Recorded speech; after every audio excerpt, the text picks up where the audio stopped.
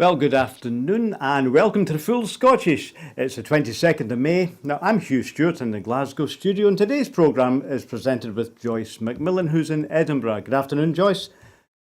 Good afternoon. So, we're going to discuss five main stories which have hit the headlines today or yesterday. But first of all, I'm going to give the Ukraine update, if you wouldn't mind waiting for that, please, Joyce. So, this brings us to day 88 of Putin's illegal war in Ukraine. Ukraine has suggested it's willing to resume talks with Russia as Moscow claimed to have taken full control of the besieged city of Mariupol. Speaking to a television channel on Saturday, Ukraine's President Volodymyr Zelensky said that discussions between Ukraine and Russia will undoubtedly take place. Under what format, I don't know, but the war will be bloody and there will be fighting, and it will only definitively end through diplomacy. The Kremlin spokesperson Dmitry Peskov responded by blaming Ukraine for stopping the talks. Russia is considering giving up Ukraine fighters captured in Mariupol in exchange for Viktor Medvedchuk, who's a detained ally of Russian President Vladimir Putin. We are going to study the possibility, said Leonid Slutsky, who's a senior member of Russia's negotiating team on Ukraine, speaking from the separatist city of Donetsk in the southeast Ukraine, according to the RIA Novosti news agency.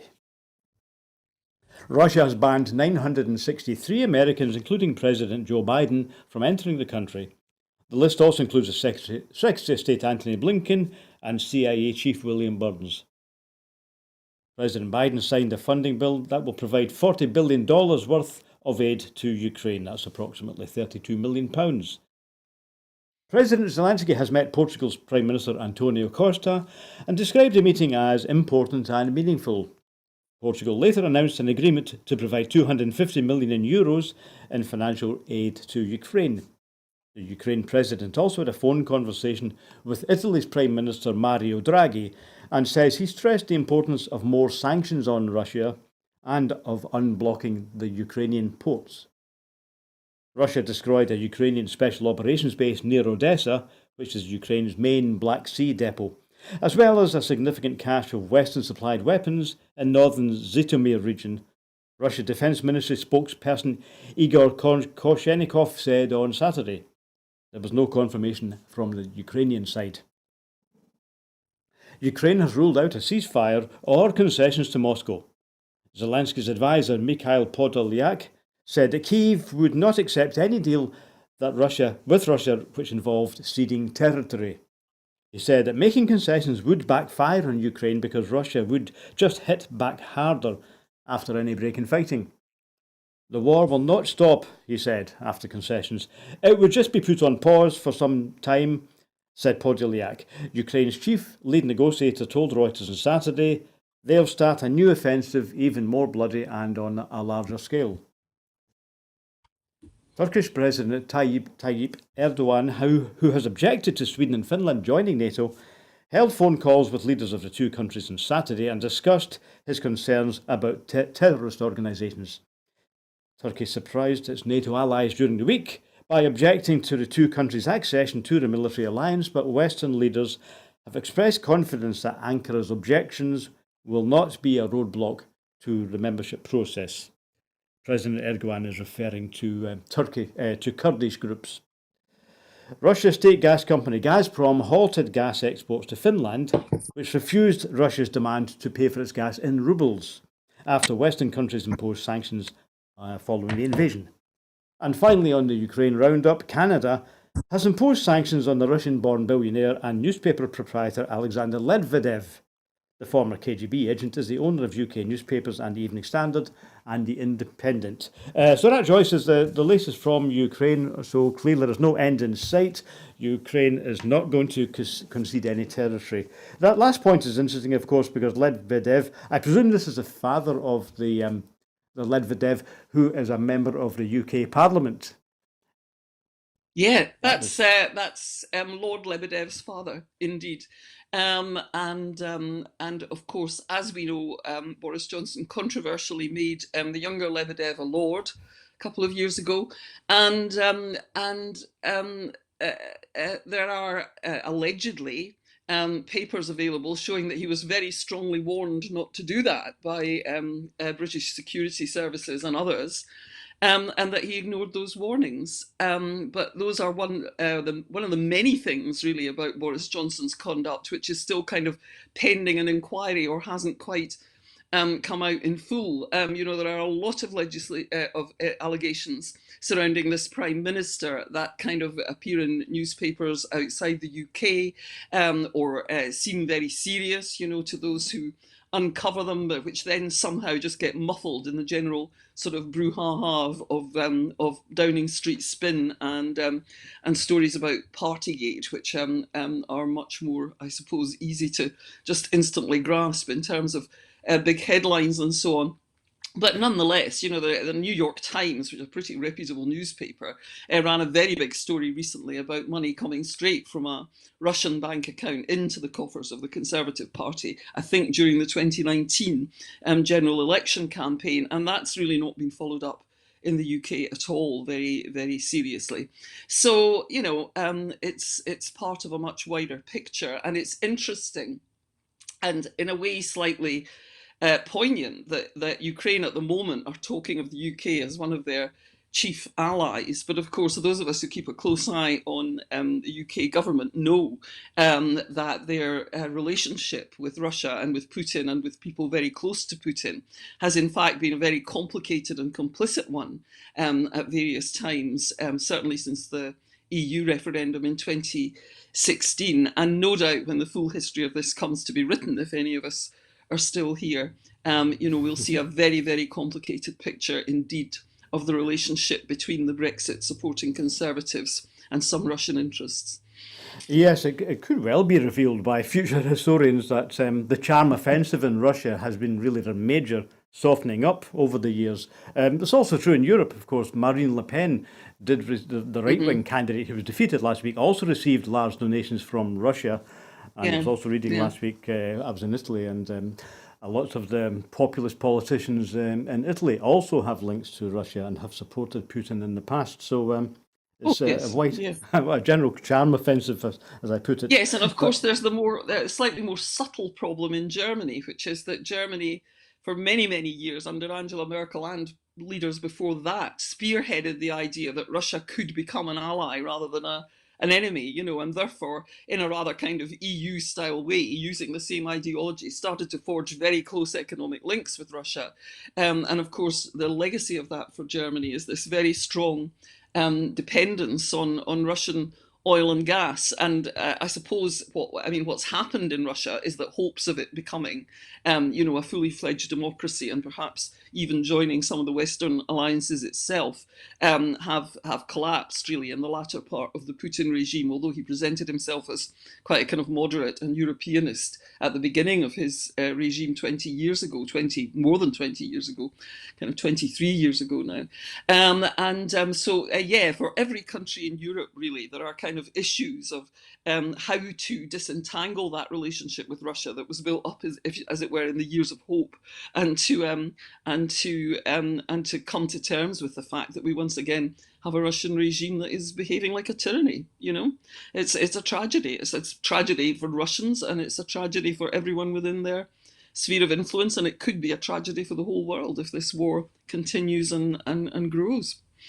Yes, of course, they're putting up world food prices and plunging more people into poverty. It's been a disaster at home and abroad. Yes, I do think that the moment is approaching when the Western powers, NATO and others, are going to have to pay some attention to the blockade of the Black Sea, which they've just allowed to kind of happen, without comment, really. But it seems to me that unless Ukraine can keep some kind of access through a major port to the Black Sea, and now they've lost Mariupol, which I think was maybe the biggest commercial port, I'm not sure, but it was one of the biggest, then something needs to be done to restore that access to the Black Sea. And it's really not acceptable to have the Russian Navy completely controlling the Black Sea, which is what seems to be going on at the moment. I mean, it is supposed to be an international waterway, So I think there will be some action there, unless the Western powers really are asleep on the job, because stuff has to be able to get in and out of Ukraine by sea. There's no doubt about that. Yep, again, maybe Turkey is key there. Of course, Turkey has refused to allow Russian ships in and out of the Black Sea, so they rely on the fleet that they have there. But well, let's see if there's any further attacks on Odessa. That's presumably the last big port, which is still in Ukrainian hands. So that's obviously going to be crucial. And we will see what happens there. But back to Lord Medvedev and to Boris Johnson. Whatever you say about Lord Medvedev, the guy does know how to throw a good party, and Boris Johnson likes a party, doesn't he? So the Sue Gray report into just how many parties Boris Johnson attended is going to come out, we believe, in a few days. So the discussion today is, will we see the full report, or will be parts of it deleted? So we'll know soon. But either way, it doesn't look, from the soundings I hear, that Boris Johnson is going to be affected by it. Do you think Johnson will survive the publication of this long-awaited report? Yeah, I mean, Johnson seems able to survive things that should normally destroy any prime minister, and I think someone published quite an acute analysis this week. I can't remember which commentator, but it was simply pointing out that the main reason for Johnson's prolonged survival, I think it was George Osborne actually made the point, the main reason for his prolonged survival is that no one else wants the job enough. I mean, Liz Truss shows some signs of wanting it, but she's probably still not in a position where she has a kind of army supporting her and where she would feel confident to oppose Boris Johnson. She's very much, her career such as it is, has developed in his shadow, and thanks to his sponsorship. And she's the only one that seems really power hungry among his immediate associates. Everyone else seems either reluctant to kind of take that step of framing themselves as an opponent to Johnson, or just kind of hasn't built up a sufficient level of support within the parliamentary Conservative Party.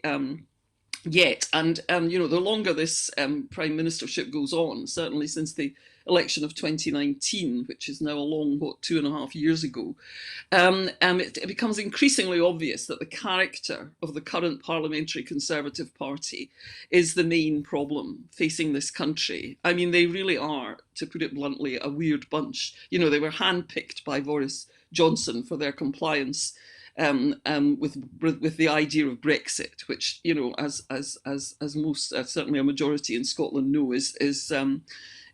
was always a bad idea and is very hard to defend in any rational terms. And some, I see, London columnists have now started writing very entertaining columns about the various forms of madness that constantly having to defend Brexit and the British government's conduct of Brexit produce in Conservative politicians. They make perfectly sensible speeches, and then when they start talking about Brexit, they suddenly just start talking absolute rubbish. And given that this parliamentary party was handpicked for their compliance with all that, and for their willingness to go along with it, kind of big lie, followed by a lot of very specious retrospective rationalizations. It's relatively unlikely in a party always known for having plenty of ambitious members that many of them will have the bottle to challenge Boris Johnson. The only way he could get himself challenged would be to actually move to the left, to fall out with the people on the right of his party, on whose backs he coasted to power, and that's not going to happen.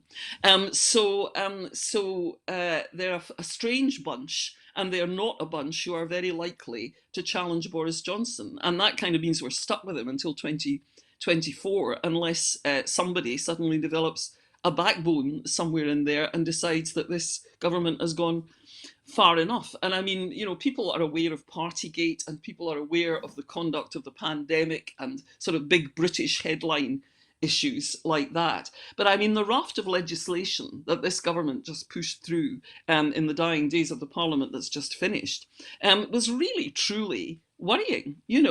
I mean, their legislation on immigration and borders, on the right to demonstrate, on the right to vote, which is now going to be severely abridged in Britain in a move absolutely out of the classic, Republican Party of America voter suppression playbook. Those are terrible pieces of really quite extreme right-wing legislation, and they've more or less passed on the nod because of the size of Boris Johnson's parliamentary majority, and I have to say, the relative uncertainty of the Labour Party at the moment in opposing those kinds of right-wing moves, particularly when they are in areas like civil liberties rather than economic areas. So, Okay. so there are serious problems with this government, which are barely being discussed. Never mind the ones which are headline news. But there's no one in the Conservative Party, which is really the only party that can take Boris Johnson down, who seems willing to do it or interested in doing it. Really. Yeah, that's an interesting suggestion that perhaps it's actually the complexities or the impossibilities of Brexit, which means nobody wants to touch this hot Yes, potato. exactly. And also, I It was a noticed last pretty week a poisonous couple of leading chalice at the moment. Conservatives have already dealt with it themselves. Stanley Johnson, the Prime Minister's father, last week announced he's got French citizenship, so he's dealing with Brexit. Also, Jacob Rees-Mogg, of course, who's the Brexit Opportunities Minister, he found an excellent opportunity to take his money out and move all his assets to Dublin. So is that maybe part of it? They think this thing's a mess, I don't want anything to do with it. Well, he's certainly made the premiership of the United Kingdom a bit of a poisoned chalice. The situation is an unsolvable conundrum. There's no way to have a hard Brexit and protect the Good Friday Agreement, except the protocol that's been agreed. And for internal reasons to do with UK politics, i.e., the relationship with the DUP in Northern Ireland, that's proving impossible as well. So anyone who knew anything about the way the Good Friday Agreement was agreed, and the things, the pillars, if you like, that held it up, could have told people on the morning of the 24th of June 2016 that it would not be possible to have a hard Brexit and still sustain the Good Friday Agreement. And many people and many commentators and the Irish government did tell everyone that. But it's like it's taken 6 years for that simple truth even to begin to kind of percolate through really into sort of Westminster establishment discourse. And even now, there are still attempts to make it look as if it's all somehow the European Union's fault. Quite successful attempts, actually. So, it's pretty depressing for anyone who kind of seriously cares about moving the interrelations of these islands onto a more 21st century basis, that it's taken 6 years for the blooming obvious to even become a topic of discussion Yep. at Westminster. But that's where we are, certainly in terms of the Northern Ireland dimension. Yep. And so it is indeed a bit of a poisoned chalice. And I don't think any of the current leading Tories are of a sufficient calibre or even determination to want to take it over. Okay, so Bluff and Bluster still working for the big dog, as people, staffers The are big supposed dog, to have indeed. referred to the PM. Okay, so let's move on now. The next couple of stories we're going to discuss are about the economic crisis, particularly as it affects poorer families. And later on, we're going to discuss news out over the weekend about UK Labour trying to distance itself from the SNP. So we'll look at that later on. But let's focus on the economy now. The first question we're going to look at, Joyce, is the local. The Scottish Government has an issue about wages, and particularly with public sector workers. So train drivers, of course, are threatening strike action. At the moment, we don't have a full service in Scotland because of driver shortages. Well, it's also because drivers don't want to work their off days, which they're invited to do. So there's a kind of a work to rule. But maybe behind that, really, there's a need to recruit more train drivers. In Glasgow too, there seems to be not enough bus drivers. So there is an economic crisis at home, if you like. Now, does the Scottish Government, do you think, have enough powers to deal with these? Or are these the sort of things that Scottish governments would have to deal with more in the future once Scotland becomes an independent country, if the people so choose? Well, I think the Scottish Government probably has the powers to do something about this train mess. But I don't think just paying drivers more is going to solve it. I mean, train drivers' pay is not particularly low. It's really not a low pay issue. There might be a low pay issue further down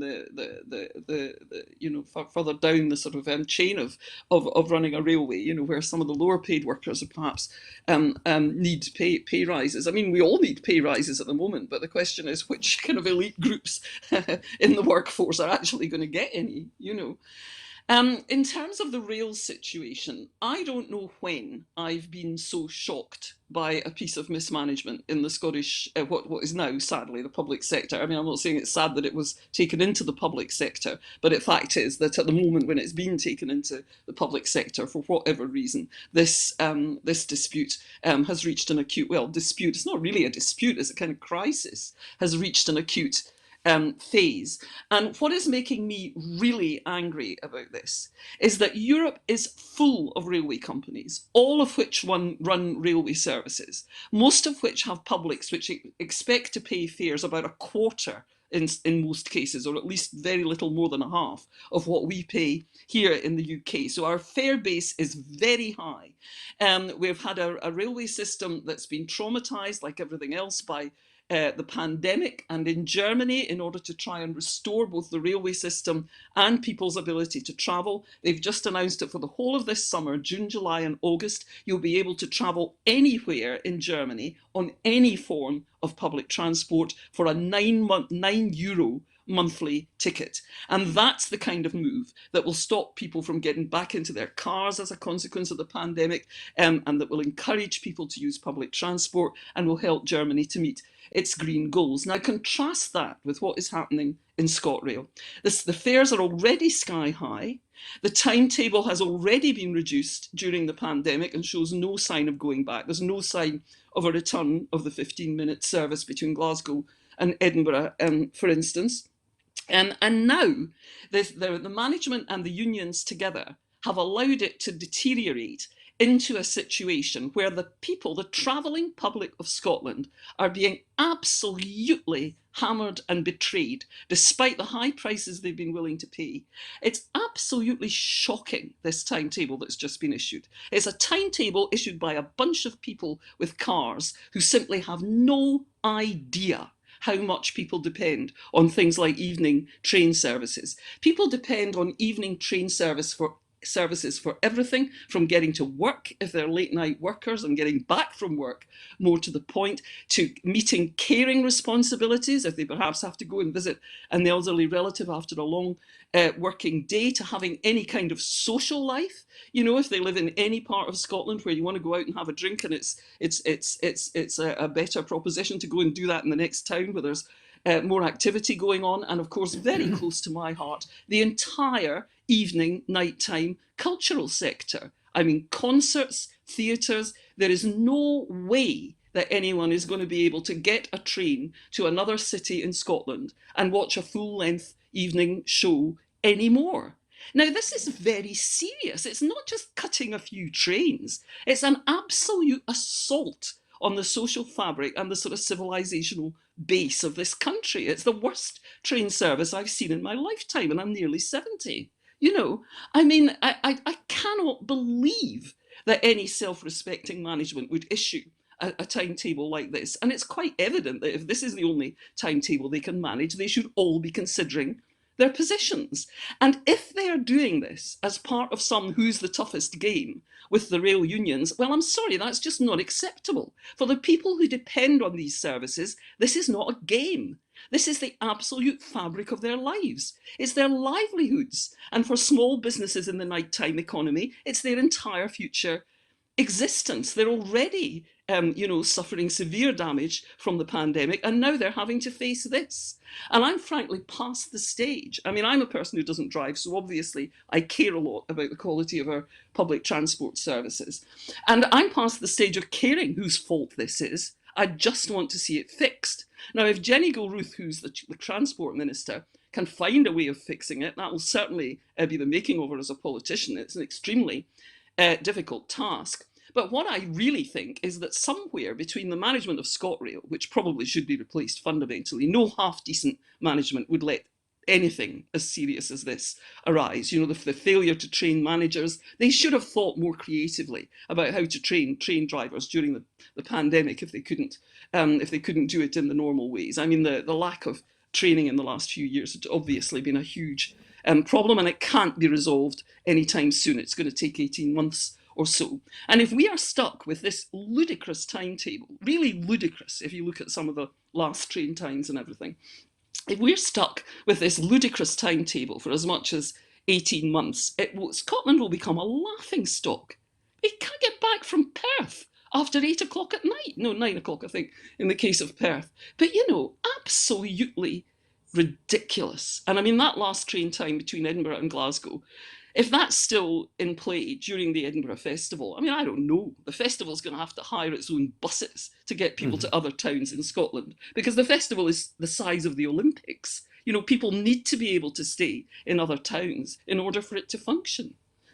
So Yes, as you can tell, Hugh, I'm pretty exercised about this. absolutely fundamental, of course. Yes, any nation depends on its vital infrastructures, and transport Exactly. is one of those. Yes, I have recently been on my holidays in Italy. I can confirm the trains there are excellent and much lower cost, big double deckers. So, but the whole train industry has, of course, been affected. It's really shrunk under COVID. People have, of course, gone into their cars because you're less likely to be infected if there's nobody else there with you. So there's a big job to get people back onto rail, but in fact they're going in the opposite direction, aren't they? Yeah, So they're going in massive the challenge. opposite direction.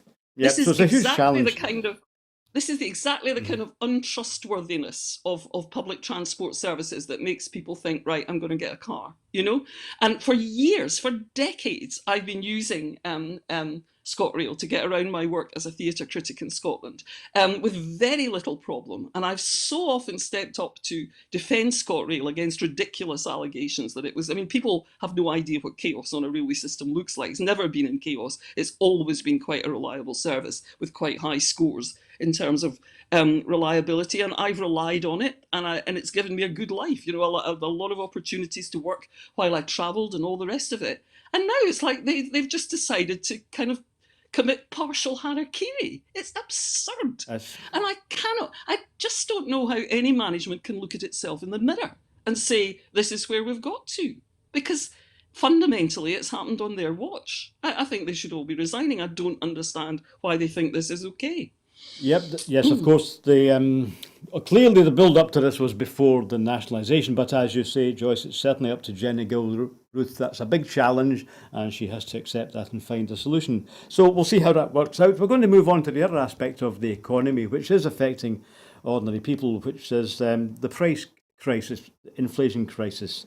We've known that for some time inflation was up. I reported here that it went up to 7.8% on the official measure in April. I read today from the Resolution Foundation that in fact in the CPI, the Consumer Price Index, is now up to 9%, so high and climbing.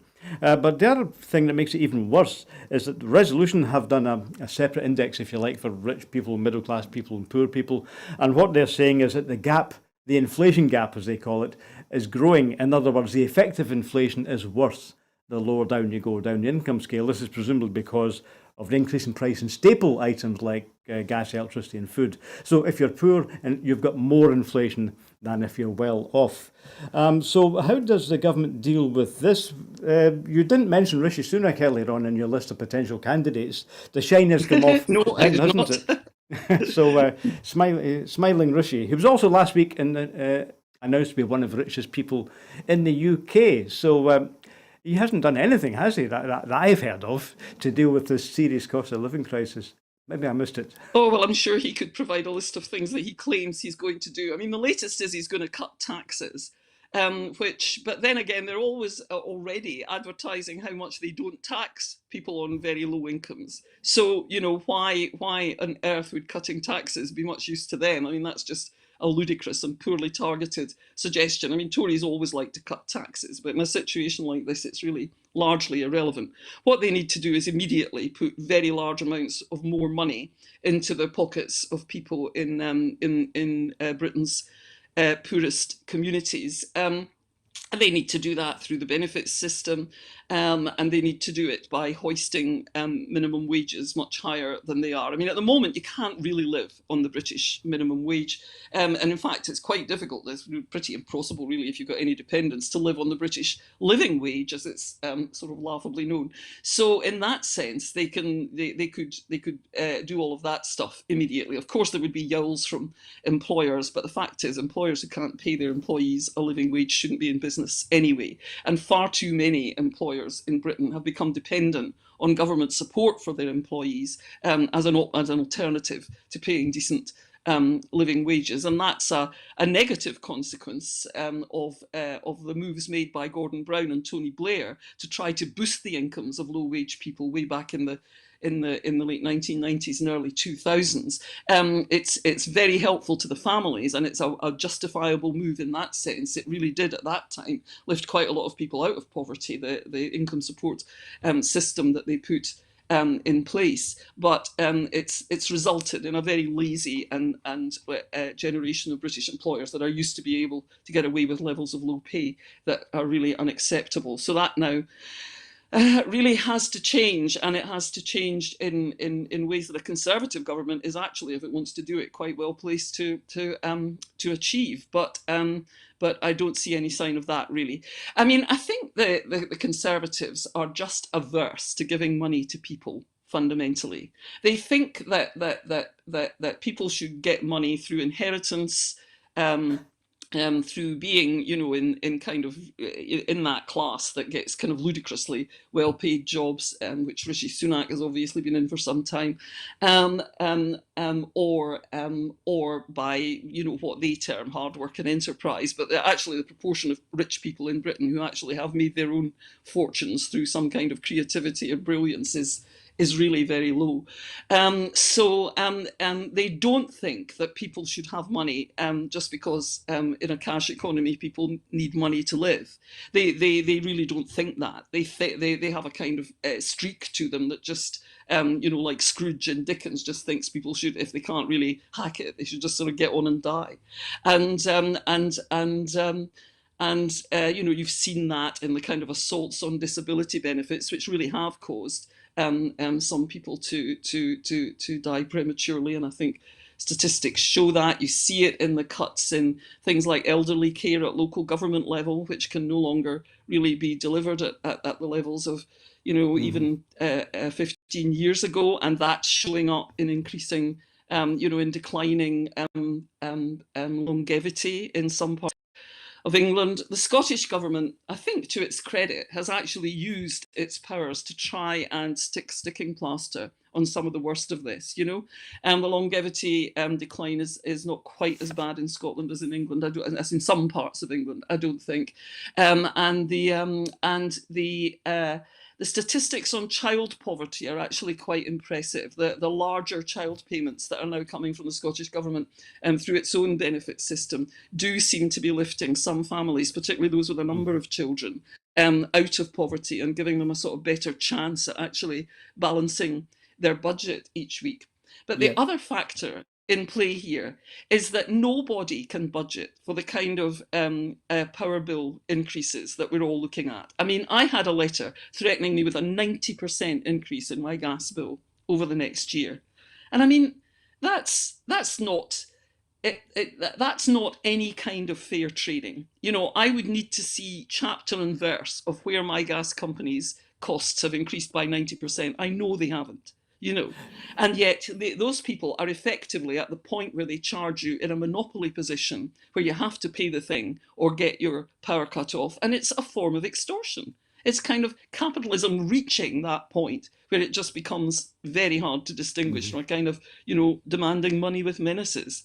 And letters like that are being sent to the vulnerable, to those who are on such low incomes, to elderly people, to people who are ill or even terminally ill, and that kind of shambles in the power market without intervention from the government. I mean, Conservatives should understand that that's the kind of thing that completely brings capitalism into disrepute, and they really need to act on it. Those power bills should not be issued, never mind people having to pay them. Yeah, now that raises the next question of the windfall tax, because I'm thinking as you were speaking there, Joyce, there's a contrast, if you like, in the Tory philosophy. I think you're right in saying that Tories generally are reluctant to give money to poor people because they think it's the wrong thing to do. They think they should get up on their own, you shouldn't use any unearned income. But on the other hand, the gas and oil companies are making huge amounts of extra unearned income.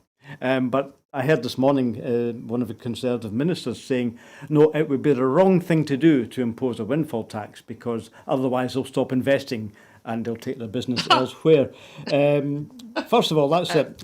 There are some problems, I think, technically with that argument, because we're not talking about doubling corporation tax. We're just saying this extra unearned income because of the price increases. It's nothing to do with you. You just got this for free, Yeah. so you should give some of it back again. So I think maybe Nadim Zahawi doesn't really understand the meaning of the word windfall tax. But let me just raise another quick question, because last week the SNP in Westminster put an amendment to one of the bills following the Queen's speech, asking for the windfall tax to be put into the law, and Labour refused to back it. So Kirsty Blackman, said that in refusing to back our call for windfall tax, which is Labour policy, this is bizarre to say the least. So where are we with windfall tax? Right, is Labour for it, but only for it if the SNP is against it? Yeah.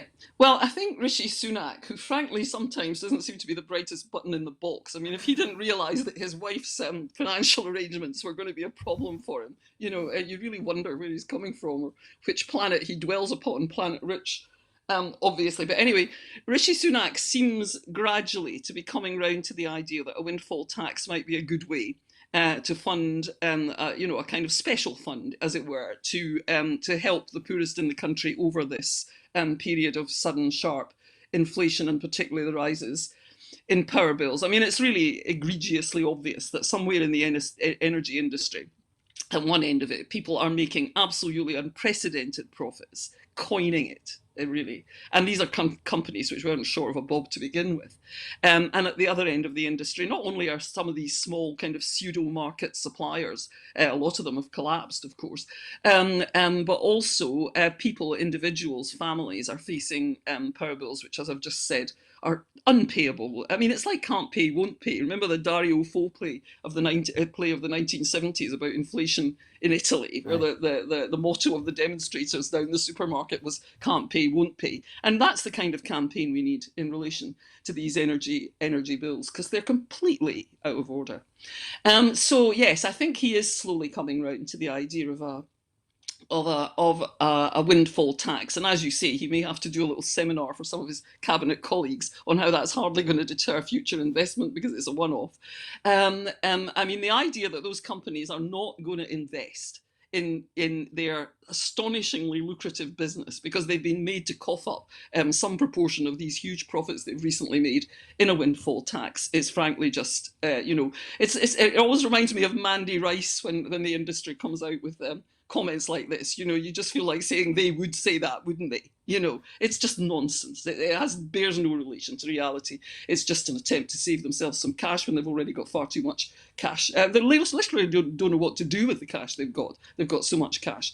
If we had a government that was actually serious about climate change, it would be forcing them, absolutely forcing them, to withdraw that cash when they're reinvesting it from all forms of fossil fuel development, apart from sort of decommissioning, and shifting it into renewables. If the renewables sector had access to cash on the scale that is necessary, say to open up a Cambo oil field or to build a new generation of nuclear power stations, we could have an all renewables economy in Scotland, I would say, in less than a decade, and in the UK as a whole, probably within 15 to 20 years. I mean, the whole island, particularly Scotland, is incredibly rich in renewables potential. It's sitting there waiting for massive investment. It's getting massive investment from the more forward-looking energy companies. And if we transfer the remaining fossil fuel investment and the investment that's being talked of for nuclear into the renewables sector, then we could really have an all renewables energy economy and grid, I think, within 20 years. And they're just not going to do it. They haven't the imagination, they haven't the will, and they're too much in the pockets of the vested interests of those energy companies, which still aren't bright enough to see which way the wind is literally blowing. Yeah, they used to call the oil the black gold. I wonder what we need a nice phrase, a nice way to sum up the bounty the in our wind, winds. I like to call the windy gold. Yeah. Anyway, but the other issue about energy is that, well, as you correctly point out, of course, most of the renewable potential is in Scotland, but Scotland can't really do anything with it. We don't have the full powers to harness it. We don't have the full powers to develop the hydrogen economy, for example. And also, it actually costs generators in Scotland, in order to be connected to the national grid, generators north of the border, well, generators anywhere north of the N25 basically have to pay for the privilege of delivering electricity to the south. So that's is that a system that needs to be seriously looked at? Is there any chance that Yeah, well, the I National mean, Grid will do actually, that?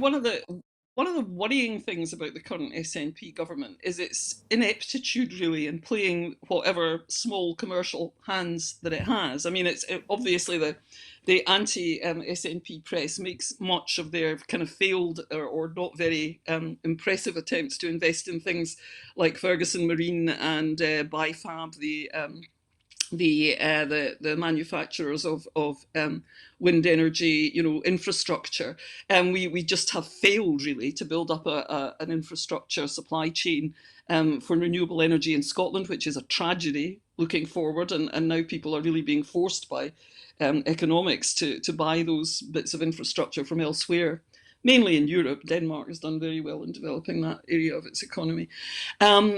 So yes, it's partly a lack of powers. But when you look at the sad case of the recent leasing of Scotland's offshore wind licenses, they just sat back and leased these at what most experts say were rather inexplicably low prices to exactly the same companies. The ones that have managed to pivot themselves a bit towards renewable energy, that were on that list of oil companies that 784 listed 50 years ago as sort of nabbing Scotland's oil. So then they were allowed to nab our oil, and now many of the same organisations are being allowed to nab our wind. And again, we're selling it too cheap, and we're neither getting a big enough upfront payment for it, nor are we going to get a big enough long-term deal in terms of the Scottish Government's share of the income from it. So, the next time a leasing round comes up, I hope there's somebody with a slightly sharper sort of economic grasp of the thing, arguing. You feel as if there's really nobody fighting the corner of the Scottish people there when it comes to striking good deals with the commercial sector. I'm not against the commercial sector, but anybody looking at the world economy in the last 40 years can see it's been allowed to get away with murder by what has essentially been a generation of very feeble governments. Now, why is the Scottish Government so feeble in these negotiations? Certainly it has very limited powers, and there's not a lot we can do without independence about the ridiculous sort of terms on which we supply to the grid and all of that.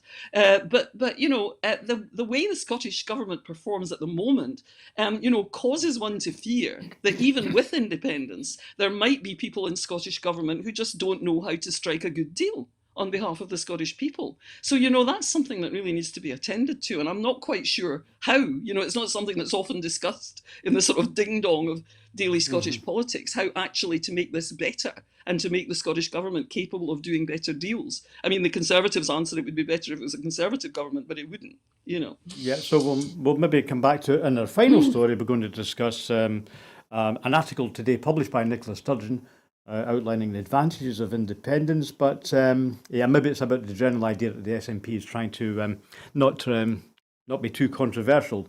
So we'll come to that in a minute. One more story to discuss. So before then, Douglas Alexander has told the Observer that Labour, looking to the next general election in the UK, Labour should make it clear that they're not going to cooperate with the SNP. Now, that raises two questions. First of all, it's about the general election where Ed Miliband lost his attempt to become Prime Minister.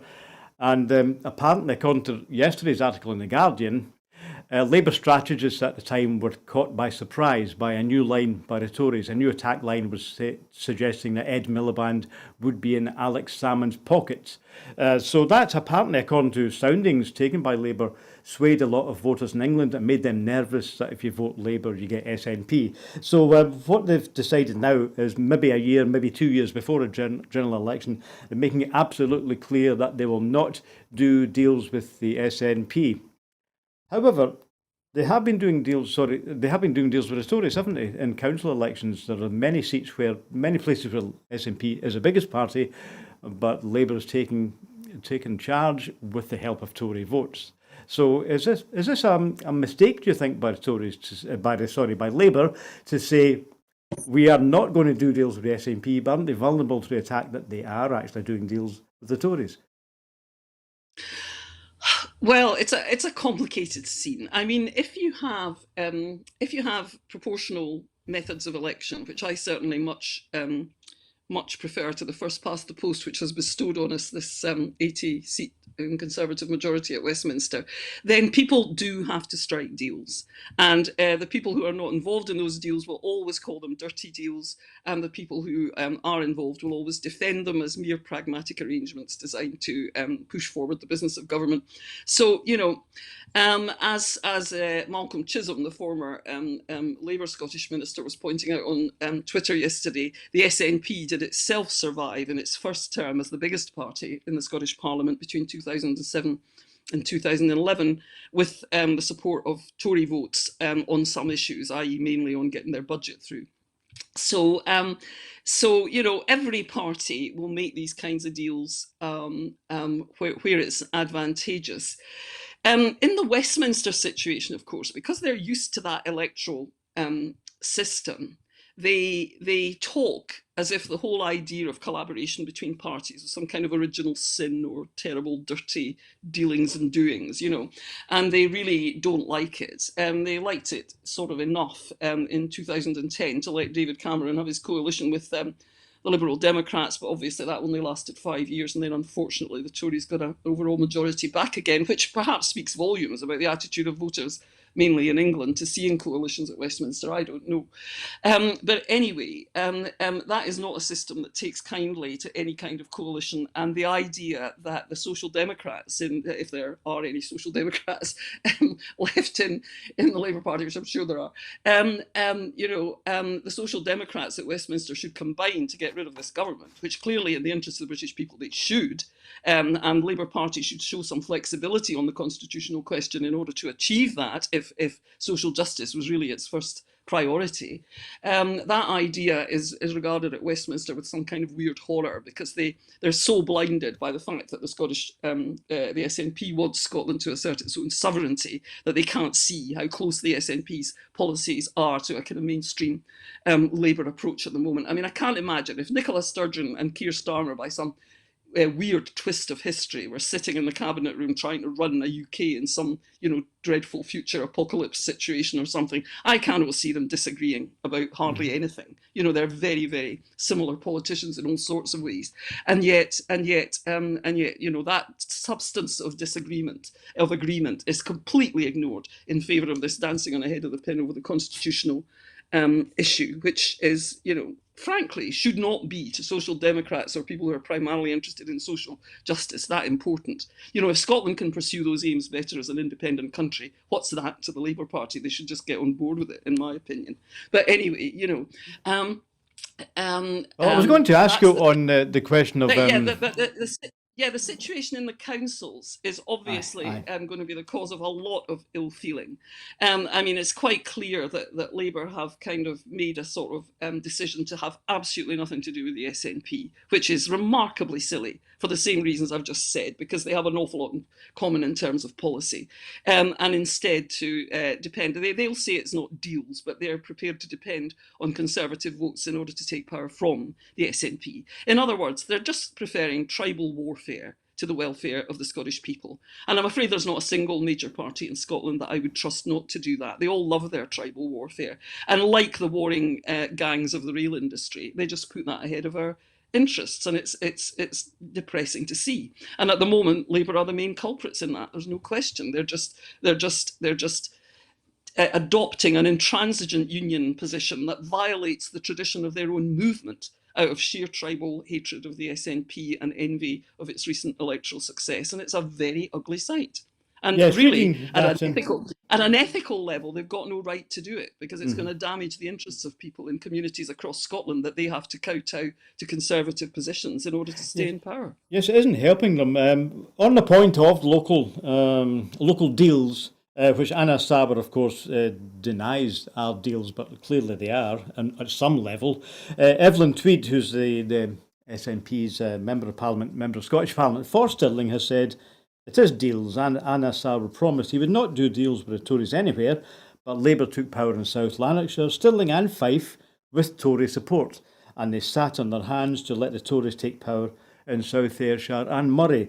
They've also done the same thing to allow the Provost of Stirling, the Tory Provost, to take over. So Anna Sarwar says we've not done any deals, but they have obviously not stood in the way when the Conservatives have moved into positions of leadership there. I wonder if this Labour policy is going to do them any good whenever the next UK general election comes, or for future Scottish elections, because it seems to me that in saying, as you point out, that they're not really all that different. Both the SNP and Labour are following social democratic programmes, but it looks to me like they make themselves very unelectable in Scotland if they stand on this position of saying we'll do deals with anyone but not the SNP. So do Scottish voters share this idea of Labour, this Willie Bain idea that anything the SNP does is bad, and as long as we do the opposite of the SNP, we're along the right lines? Is that going to get them anywhere?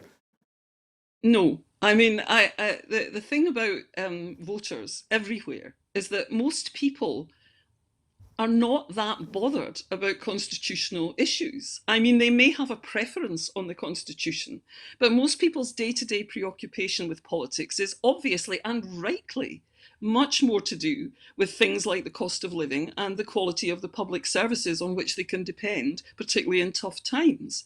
And those are the things that people expect government to deliver. You know, security, decent public services, and a functioning economy in which somebody that works full time can afford to live without constantly having to worry about bills. Those are the basic elements of good governance. And that's what people look for, ordinary people, you know, people who have got busy lives and jobs to do and children to bring up and all the rest of it. That's what people look for from government. Now, behind that, of course, stands the question of what kind of constitutional arrangement is going to deliver that best. But people rightly consider that secondary. They consider it a means to an end of being able to live in a good society. So when a party like Labour, which has a formidable history on this island, in these islands, of delivering a better life to people at those practical levels, particularly in the period after 1945, decides that the most single important thing is to keep out of office another social democratic party which has a different view of the constitution from what it has, then it's taking a fundamentally reactionary position. It's saying the preservation of the British state is more important than all of these other issues.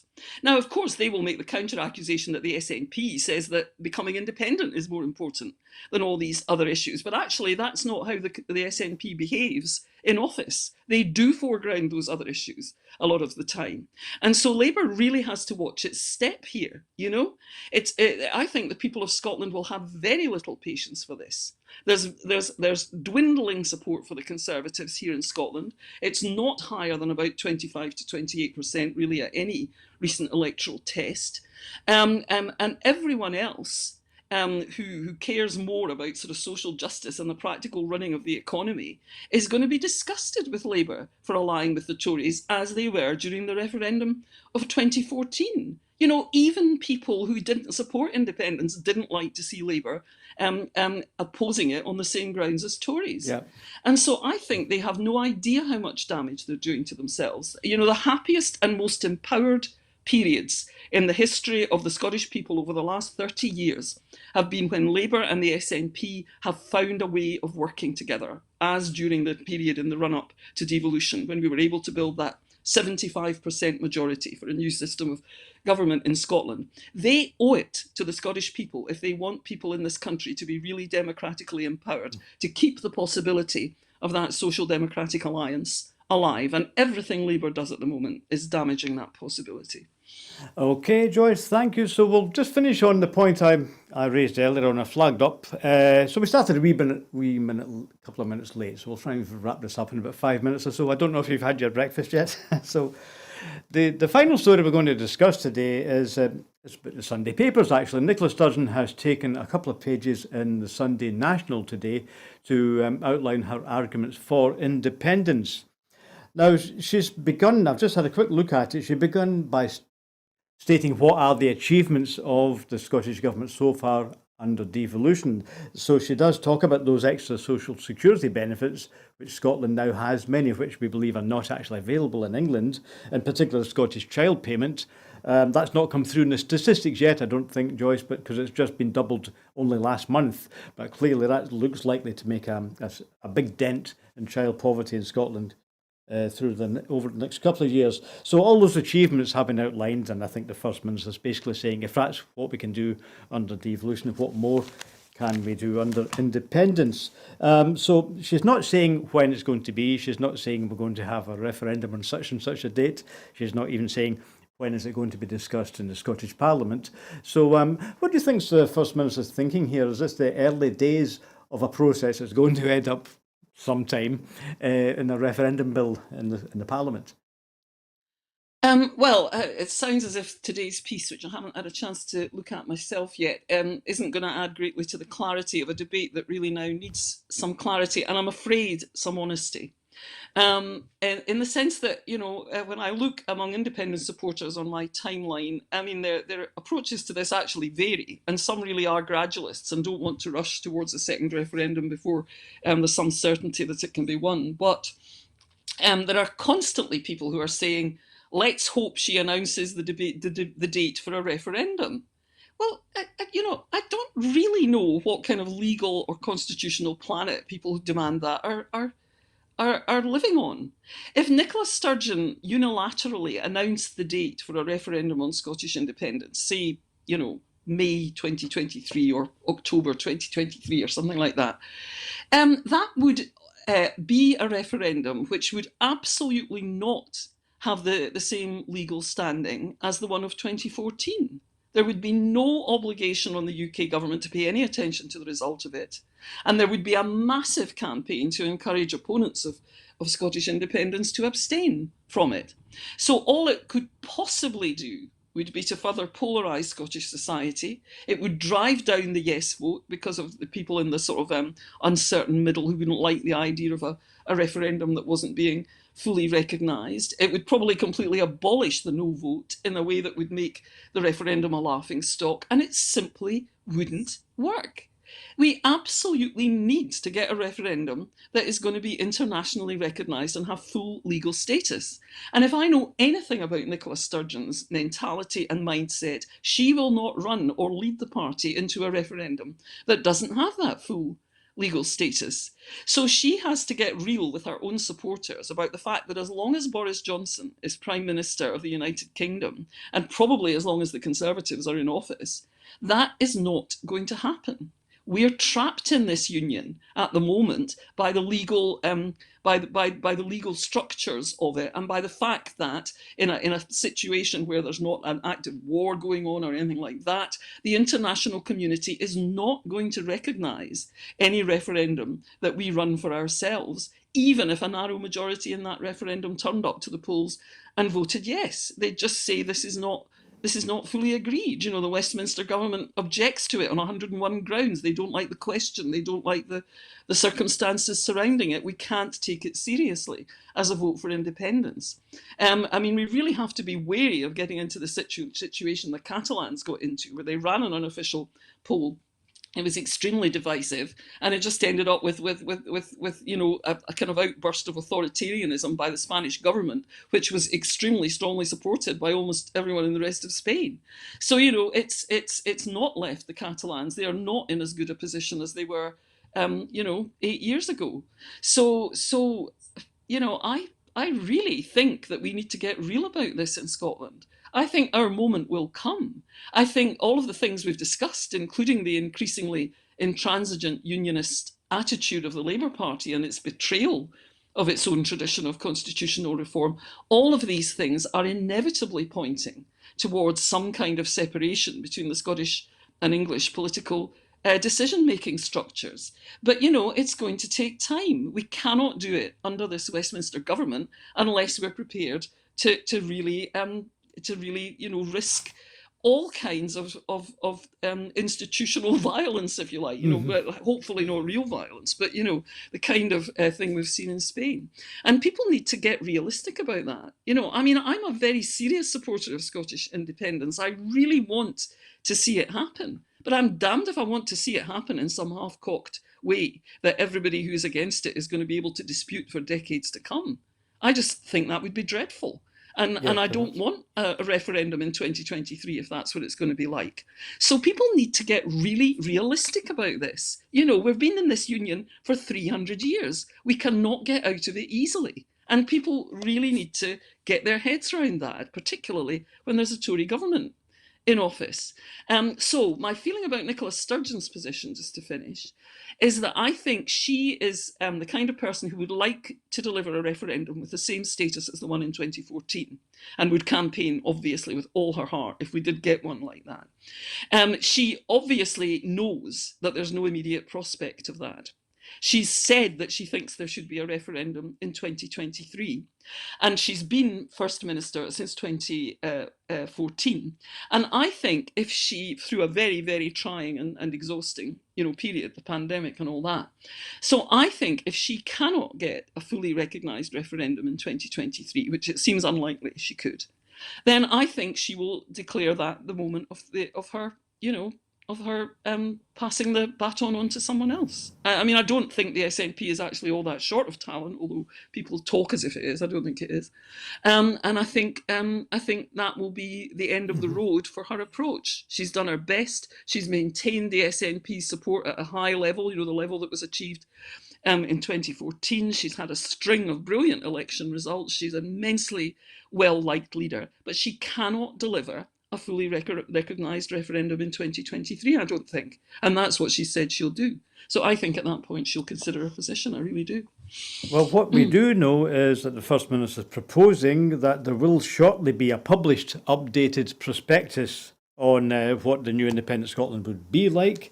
And of course, in the rest of the article, she's flagging up what Scotland has achieved, and she's suggesting that more powers. So maybe there is a kind of gradualism in there, but certainly, I'm sure the First Minister is aware of the very point you made there. She's saying this is what should happen, but exactly how we're going to get there is not clear at the moment. So we'll look forward to of course. the prospectus. I mean, there in is the a next few certain weeks. volatility always in Westminster politics, Hugh. You never know the minute. So we should be ready, and we should be more ready than we are, that's for sure.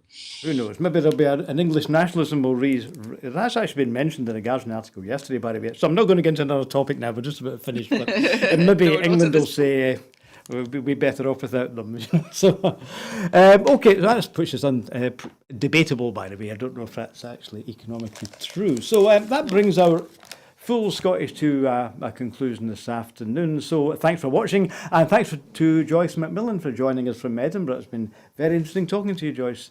So thanks for making the time available, and we hope to see you again. Thank you, Hugh. It's been a real pleasure. Thanks. Okay, so while I'm thanking everyone, it's great to have you watching us today, or later on if you're picking us up on Catch Up. You probably know that we are supported entirely by the subscriptions of our supporters, and if you look on our website, broadcastingscotland.scot, it really would be great if you would look on that donate button, and even if you can start a small regular donation once a month, that will help us to keep going. We aim to be the broadcaster that Scotland needs for the independence debate. You know perfectly well what the shortcomings are of the other broadcasters, but we need cash to make that happen. So thanks for watching, and those of you who are contributing already, that's great to have you on board. And also thanks to Graham and one or two others who have contributed on Facebook. Graham agrees with Joyce McMillan that it's right about mismanagement and the absurdity of the new timetable. So thank you, Graham, for getting in touch on Twitter. So that's it from me. We're back on Monday with Scotland at 7, our Monday to Friday news bulletin, and I'll see you later on through the week. Thanks for watching. Good afternoon.